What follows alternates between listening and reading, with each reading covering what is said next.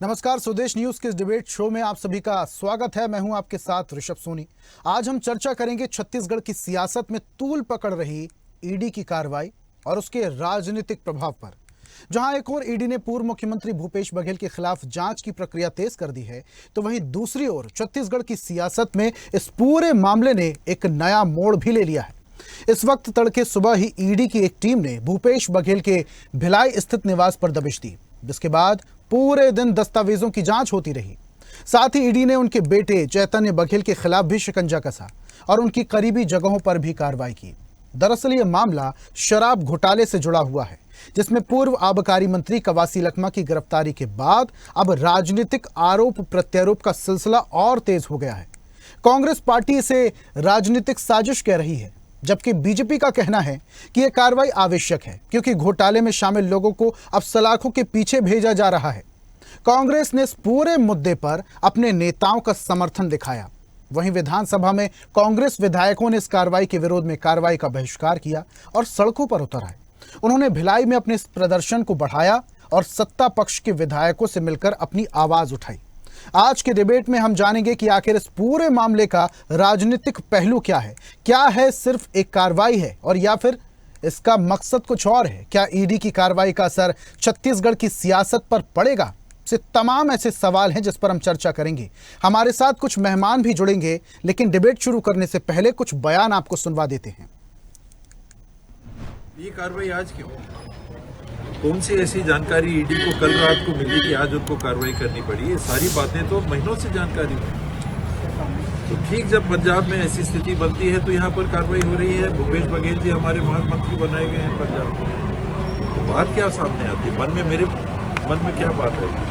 ED फिर वही काम कर रही है जिसे हम बीजेपी की ईडी स्वरूप काम करते थे। जब कवासी लखमा जी ने एक प्रश्न उठाया था भ्रष्टाचार का मामला पुलिया में, उसके 2 दिन बाद उनके यहाँ ईडी पहुंच जाती है। शुक्रवार को आखिरी सदन था उस दिन माननीय मुख्यमंत्री जी प्रधानमंत्री आवास का प्रश्न उठाते हैं।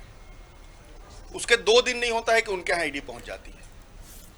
भारतीय जनता पार्टी लोकतंत्र को समाप्त करने की कोशिश कर रही है। कोई भी व्यक्ति जो विधानसभा में प्रश्न उठाएगा उसको डराने की कोशिश कर रही है, एक संदेश देने की कोशिश कर रही है कि अगर कोई भी विधानसभा में प्रश्न उठाएगा, मुख्यमंत्री जी के बारे में कोई भी कुछ बोलेगा, तो उसकी आवाज को बंद कर दिया जाएगा ईडी के दौर। देखिए, सबको मालूम है कांग्रेस की जो सरकार थी 5 साल की, उसमें तरह तरह के स्कैम हुए, घोटाले हुए और उसकी जांच सेंट्रल एजेंसियां कर रही हैं और कई लोग जेल के अंदर भी हैं, कई लोग जेल जाने की तैयारी में भी हैं। तो उसी निमित्त ईडी की जांच हो रही है और इसमें प्रदेश का कोई दखल नहीं है। प्रदेश का जिस तरह से आरोप की दुर्भावनाओं से हो रहा है, ये सेंट्रल एजेंसी जांच कर रही है। आप भी अंदाज़ा लगा सकते हैं कि ईडी सेंट्रल एजेंसी है, उसमें प्रदेश का कोई लेना देना उससे नहीं। पूरा देश जानता है कि पिछले 5 सालों में किस तरह से माफिया राज चलाकर बड़े बड़े घोटालों को अंजाम दिया गया। ये हमारे पूरे छत्तीसगढ़ के लिए अत्यंत दुर्भाग्यजनक था कि गांधी परिवार का छत्तीसगढ़ को एटीएम बना दिया गया था। आज ये सवाल उठा रहे हैं भाई, विधानसभा में प्रश्न तो 20 विधायक कांग्रेस के पूछते हैं, उमेश पटेल जी भी पूछते हैं, लखेश्वर बघेल जी भी पूछते हैं, अनिला भेड़िया जी भी पूछती हैं, कुंवर सिंह निषाद जी भी पूछते हैं, अनेकों विधायक प्रश्न पूछते हैं, ध्यानाकर्षण लगाते हैं। कार्रवाई तो उस पर होगी जिन्होंने घोटालों को अंजाम दिया है और पूरा देश जानता है कि पिछले 5 सालों में किस तरह से माफिया राज चलाकर बड़े बड़े घोटालों को कांग्रेस के नेताओं ने अंजाम दिया और आज उन्हीं पर कार्रवाई हो रही है जिन्होंने घोटाले की। ये कार्रवाई तो जब ईडी की टीम भूपेश बघेल के दरवाजे पर पहुंची तो यहां पर विपक्ष के कान खड़े हो गए और विपक्ष के नेताओं की दिल की धड़कनें भी तेज हो गई। एक सवाल उनके मन में भी कौंध रहा होगा कि आखिर अगला नंबर किसका है। वहीं दूसरी तरफ ईडी की कार्रवाई को लेकर जहां सत्ता पक्ष के नेता इसे सही कार्रवाई बता रहे हैं, तो विपक्ष लामबंद हो गया प्रदर्शन करने लगा, विधानसभा की कार्रवाई तक स्थगित करनी पड़ी। इस पर ज्यादा चर्चा करेंगे। चर्चा के लिए हमारे साथ तमाम मेहमान जुड़ रहे हैं। आपको मेहमानों का परिचय दे देते हैं। बीजेपी प्रवक्ता आलोक सोनी जी हमारे साथ जुड़ रहे हैं, कांग्रेस से प्रवक्ता रूपेश दुबे हमारे साथ जुड़े हुए हैं और वरिष्ठ पत्रकार नागेंद्र वर्मा जी भी हमारे साथ जुड़े हुए हैं। तीनों मेहमानों का बहुत बहुत स्वागत करते हैं। और चर्चा की शुरुआत सबसे पहले कांग्रेस का पक्ष रखने वाले प्रवक्ता रूपेश दुबे जी से करते हैं। सर, ईडी भूपेश बघेल के दरवाजे पर पहुंची, यहां पर सरगर्मी बढ़ गई, विपक्ष के नेता लामबंद हो गए। इस कार्रवाई को किस तरीके से देखते हैं आप? सब जी नमस्कार, नागेंद्र जी नमस्कार, आलोक भाई नमस्कार। नमस्कार पेशवा। सब जी, सबसे बड़ा यक्ष प्रश्न ये है, कोई भी जांच एजेंसी है वो किसी प्रकरण में किस समय सीमा में जांच करेगी, किस हद तक जांच करेगी, और जिस प्रकार से छत्तीसगढ़ में ईडी की कार्रवाई हो रही है, इससे ये स्पष्ट परिलक्षित होता है कि ईडी के पास जांच करने की या कार्रवाई करने की कोई समय सीमा नहीं है। मात्र सप्लीमेंट्री चालान के माध्यम से ये छत्तीसगढ़ में अराजकता की स्थिति निर्मित करने का काम कर रही। देखिए, जिस प्रकार से टीएस सिद्धू जी ने कहा, यह शाश्वत सत्य है कि ईडी के पास यदि कोई कार्रवाई, कोई दस्तावेजी प्रमाण भूपेश बघेल जी के खिलाफ या अन्य जो छापेमारी हुई है उनके खिलाफ हुई है, तो उस बातों को सार्वजनिक भी करना चाहिए। ठीक है रूपेश जी, ये बात तो आप मानेंगे ना, धुआं वहीं से उठता है जहां आग लगी होती है। कुछ तो प्रमाण होगा, कुछ तो उनके पास दस्तावेज होगा, तब तो भूपेश बघेल के यहाँ पहुंचे, तब तो कवासी लखमा के यहाँ पहुंचे। ऐसे ही ईडी जो सरकारी एजेंसी, वो मुंह उठा के किसी मंत्री के, पूर्व मुख्यमंत्री के घर थोड़ी पहुंच जाएगी। ऋषभ जी, भारत में लोकतंत्र है, भारत में न्यायतंत्र है। जिस प्रकार से ईडी की कार्रवाई और सीबीआई की कार्रवाई में न्यायालयों ने टिप्पणी की है, सुप्रीम कोर्ट से ईडी और सीबीआई को कितने बार फटकार लगी है, ये सब जग जाहिर है। देखिए, यद्यपि न्यायालय इनको जांच करने का विशेषाधिकार प्राप्त है, उन विशेषाधिकारों का दुरुपयोग करने के कारण ईडी जैसी संस्था, सीबीआई जैसी संस्था, जिसको हम सब अपने सम्मान की नजर से देखते थे, वो आज छत्तीसगढ़ की जनता के नजरों के साथ साथ भारत देश की जनता के नजरों में भी लेकिन रूपेश जी, माफ कीजिएगा रूपेश जी, इस प्रकार से लेकिन विपक्ष का कर्तव्य क्या है? विधानसभा में जो कार्रवाई चल रही थी उसमें हंगामा करना, खलल डालना, चर्चा ना होने देना, इस पर भी तो सही नहीं है। अगर चर्चा प्रदर्शन करना ही था तो विधानसभा की कार्रवाई की बात भी हो सकता था। ओपी चौधरी ने जवाब दिया ना राजेश मूणत जी के सवालों का। देखिए, जिस प्रकार से ओपी चौधरी जी आज बड़ी बड़ी बातें कर रहे हैं, हस्तलिखित बजट पेश करने की बात कर रहे हैं, तो ऐसी कौन सी परिस्थिति आ गई थी हस्तलिखित बजट को भी प्रिंट कराना पड़ा? अरे हस्तलिखित बजट को यदि आप पैसा कम करना चाहते हैं तो फोटोकॉपी करा के बांट देते, वो और मौलिकता के नजदीक होता। लेकिन देखिए, किसी भी व्यक्तिगत आरोप लगाने की आवश्यकता नहीं है। यदि रूपेश जी, लेकिन जनता के मुद्दे उठाने से भी ज्यादा जरूरी क्या प्रदर्शन था, इस पर भी सवाल बनता है। वापस से आऊंगा आपके पास। बीजेपी प्रवक्ता जी की ओर रुक कर लेते हैं। आलोक सोनी जी हमारे साथ जुड़े हुए हैं। आलोक जी, राजनीतिक गलियारे में एक चर्चा है, और चर्चा ऐसी है कि बीजेपी पार्टी के पास एक मशीन है। वो मशीन दो काम करती है, एक वॉशिंग मशीन का, एक कटर का। वॉशिंग मशीन ऐसी कि दूसरी पार्टी का कोई नेता उसमें डालो और जब वो निकालेंगे तो एकदम चकाचक व्यक्ति निकलेगा, बशर्ते वो बीजेपी पार्टी ज्वाइन कर चुका हो। नहीं तो कटर का काम करती वो मशीन, जिससे अभी दो चार हो रहे हैं भूपेश बघेल जी। क्या कहेंगे? देखिए, ये तो अभी कुछ देर पहले हमारे साथी प्रवक्ता रूपेश जी कह रहे थे कि भारत में लोकतंत्र है, भारत में कानून का राज है और कानूनी प्रक्रिया पे उन्हें भरोसा है। और मैं समझता हूँ शायद भूपेश बघेल जी को भी होगा, अभी कुछ दिन पहले ही एक सीबीआई के केस में उनको बाइज्जत बरी किया गया या दोष मुक्त किया गया कि नहीं।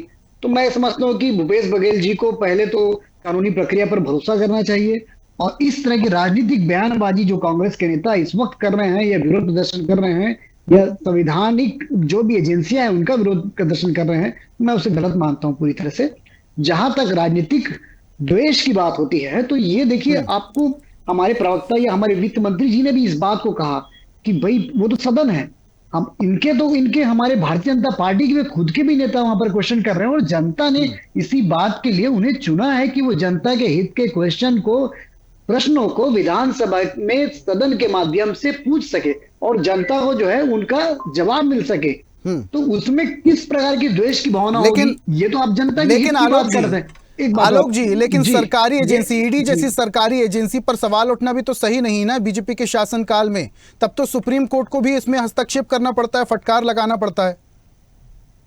देखिए, कहीं पर में यदि कोई प्रक्रिया में विलंब हुआ होगा, कहीं पर में कोई डिले हुआ होगा किसी कार्यवाही में, किसी चालान पेश करने में, वहां पर में सुप्रीम कोर्ट ने यदि फटकार लगाई है तो वो भी संविधान के दायरे में लगाई है और उन्हें उसी के अनुसार काम करने के लिए कहा गया है।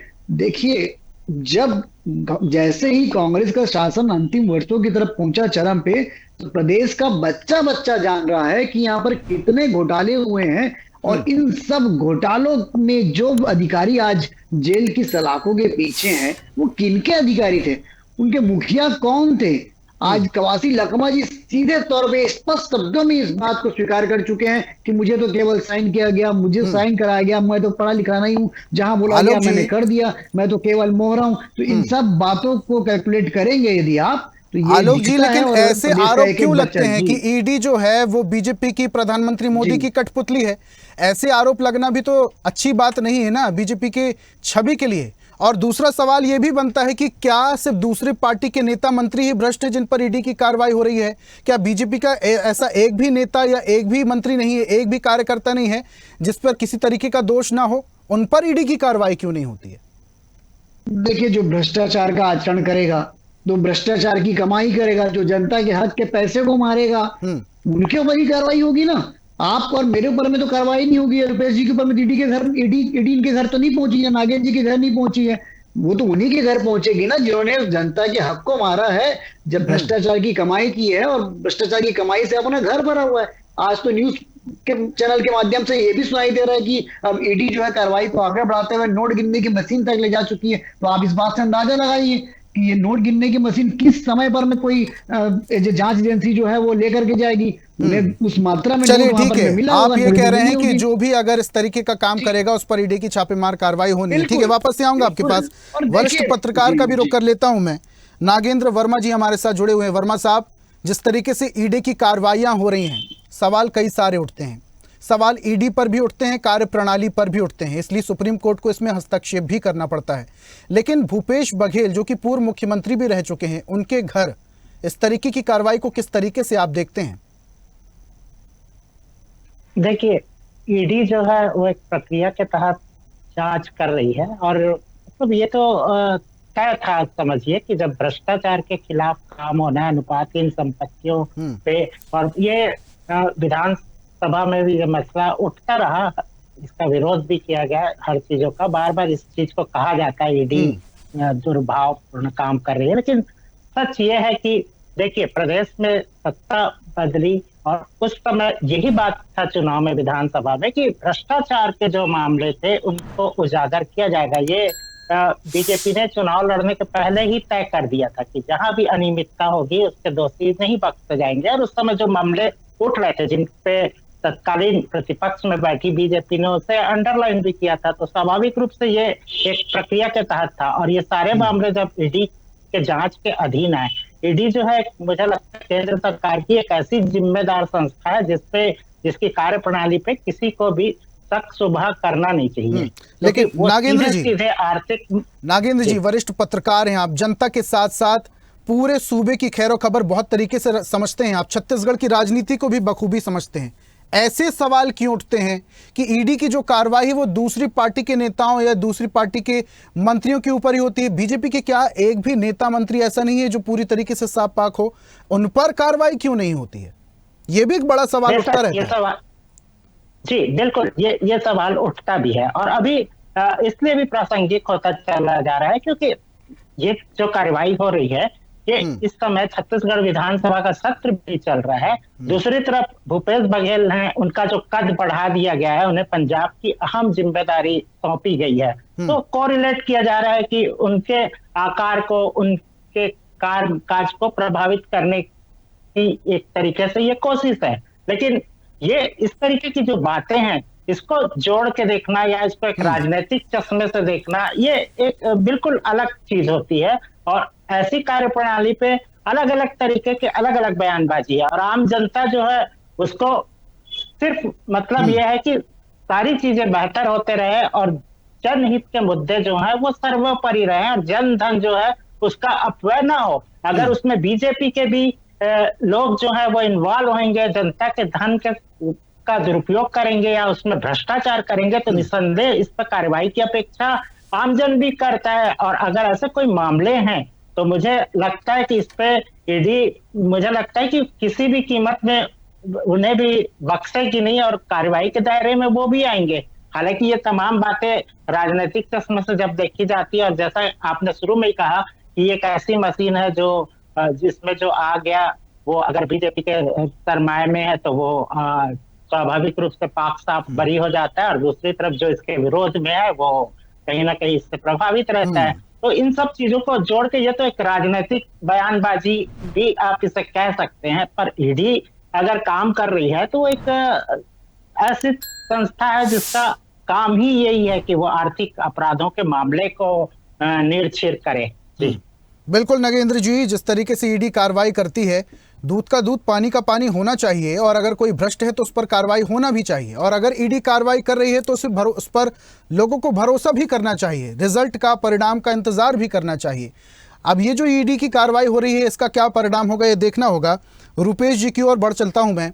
रुपेश जी, एक आरोप और लग रहा है कांग्रेस पार्टी पर। कांग्रेस पार्टी आदिवासी विरोधी है। कवासी लखमा जी के घर पर जब ईडी ने रेड मारी तब इतने व्यापक तौर पर प्रदर्शन क्यों नहीं हुआ? भूपेश बघेल जी के घर ईडी पहुंची तो पूरा विपक्ष जो है वो सड़कों पर आ गया। ऋषभ जी, भूपेश बघेल जी छत्तीसगढ़ में 5 साल नेतृत्व किए हैं। कवासी लखमा जी बस्तर वनांचल क्षेत्र के जननायक हैं। प्रत्येक स्तर पर जहां जहां भी संवैधानिक संस्थाओं का दुरुपयोग हुआ है वहां वहां कांग्रेस के कार्यकर्ता और आम जनता सड़क पर आकर के लड़ाई लड़ी है। देखिए, मैं बार बार इस बात को रेखांकित करना चाहता हूं कि ईडी की कार्यवाही एक प्रकरण में जांच की एक समय सीमा तय होती है, तय होनी चाहिए, और उसके बाद न्यायालय में मामला प्रस्तुत करने के बाद आप लगातार देखिए जिस प्रकार से ईडी की कार्यवाही, जो जेल में बंद है, सौम्या चौरसिया का नाम लूं या रानू साहू जी का नाम लूं, उसमें देखिए यदि उनको माननीय सुप्रीम कोर्ट से या न्यायालय से जमानत मिलती तो तत्काल दूसरे प्रकरण में रिमांड में ले लेते हैं। तो क्या इनके पास दूसरे प्रकरण की जांच की कार्रवाई का क्षेत्राधिकार नहीं है? ये क्या लेके बैठे हैं, धारावाहिक एपिसोड चला रहे हैं? और जिस प्रकार से भूपेश बघेल जी के निवास में आज नोट गिनने की मशीन ले जाने की बातें सार्वजनिक हुई है, तो ईडी को तो तत्काल नोट गिनने की मशीन, यदि नोट गिने तो तत्काल उसमें डाटा आ जाता है 100 के बाद, तो सार्वजनिक भी करनी चाहिए। लेकिन रुपेश जी, अगर ईडी की कार्रवाई पर अगर सवाल हैं, ईडी की कार्रवाई पर अगर सवाल हैं, तो जब कवासी लखमा के घर पर छापेमार कार्रवाई की गई थी तब भी पूरे विपक्ष को सड़क पर उतरना था। क्या दादी पर, दादी कवासी लखमा को दादी कहते हैं, क्या दादी पर जो कार्रवाई हुई थी उसे सही मानते हैं आप?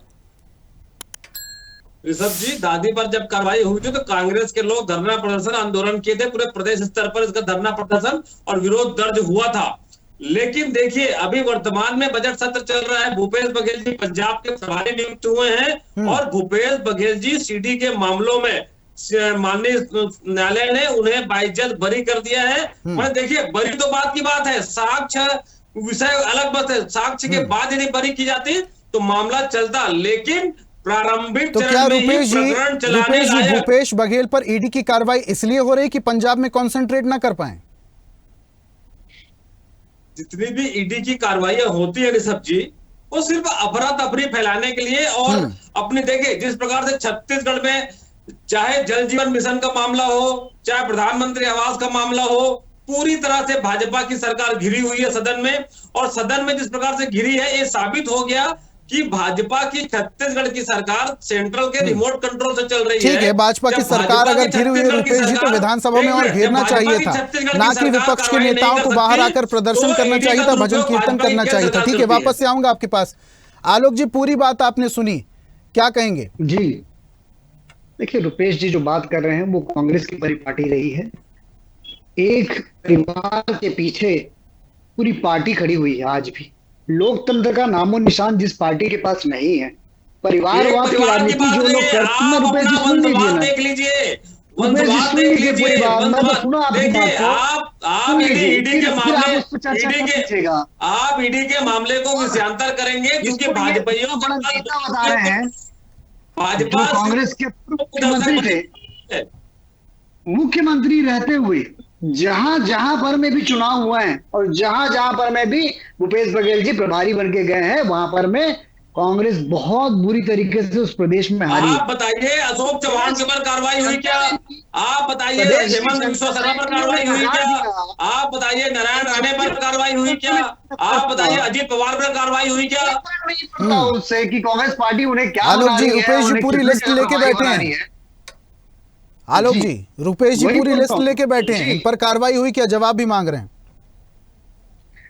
अगर रुपेश जी को कोई शंका है, उन्हें लगता है कि आलोक जी आप बोल नहीं पाएंगे, आप हेमंत विश्वकर्मा के बारे में बता दीजिए। आप अशोक चौहान के बारे में बता दीजिए। जमानत के लिए जाते हैं, अपने अपराधियों को बचाने के लिए जाते हैं, तो इस कार्रवाई के लिए न्यायालय का दरवाजा खटखटाइए। न्यायालय स्वयं उसमें संज्ञान लेकर के कार्रवाई कर सकती है।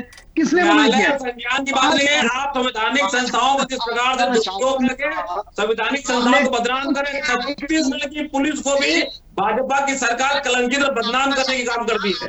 कौन सी कार्रवाई किस नेता पे करी? भारतीय जनता पार्टी के किस अधिकारी पे करी? एक बार जनता को बता दीजिए। 5 वर्ष तो आपका शासन था ना। कांग्रेस पूर्वाग्रह से करती तो काम नहीं करती। आप देख लीजिए। ठीक है, ईडी की ये जो कार्रवाई हो रही है इस पर वाद विवाद तो होता रहेगा। आखिरी कमेंट नागेंद्र जी से मैं ले लेता हूं। नागेंद्र जी, ईडी पर जब भी ईडी कार्रवाई करती है, किसी पर भी कार्रवाई करती है, तो सवाल कई तरीके के खड़े होते हैं और सवाल कई तरीके के खड़े होना लाजमी भी है। इस बार जो कार्रवाई हुई है इसको किस तरीके से आप देखते हैं, संक्षिप्त में बताइएगा, समय कम है। देखिए, ईडी की कार्रवाई पे तो ऐसा टिप्पणी की नहीं जा सकती क्योंकि वो एक प्रक्रिया के तहत भ्रष्टाचार के मामले में उनके पास जो सारे तथ्य हैं उसके आधार पर कार्रवाई हो रही है। लेकिन कहना यह है कि अगर कोई निर्दोष है जिसके ऊपर अपराध नहीं आता, वो उस दायरे में नहीं आता, तो मुझे लगता है कि उसके ऊपर इसका कोई असर नहीं होता। ईमानदारी की बात करें, क्योंकि एक जांच होती है और आपका अगर व्यक्तित्व ऐसा है और आपने कहीं कोई गड़बड़ियां नहीं की है तो आप बिल्कुल नागेंद्र जी, बिल्कुल अगर कुछ किया नहीं है तो डरने की कोई बात नहीं है। सांच को आंच किया। बहुत बहुत शुक्रिया हमारे साथ जुड़ने के लिए तीनों मेहमानों का।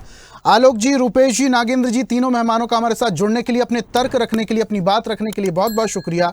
और छत्तीसगढ़ में ईडी की कार्रवाई को लेकर जिस तरीके से अब सियासत गरमा रही है, ये सियासत और कितना गरमाएगी, ये सियासत और क्या मोड़ लेगी, ये देखने वाली बात होगी। बहुत बहुत शुक्रिया हमारे साथ जुड़ने के लिए तमाम मेहमानों का। आज की खास पेशकश में फिलहाल इतना ही। आप देखते रहिए स्वदेश न्यूज। नमस्कार। ऐसे ही वीडियोस के लिए लाइक करें, शेयर करें, फॉलो करें। YouTube पर जाकर सब्सक्राइब कर बेल आइकन दबाना ना भूलें और ताजा अपडेट्स के लिए swedeshlive.com पर जरूर जाएं।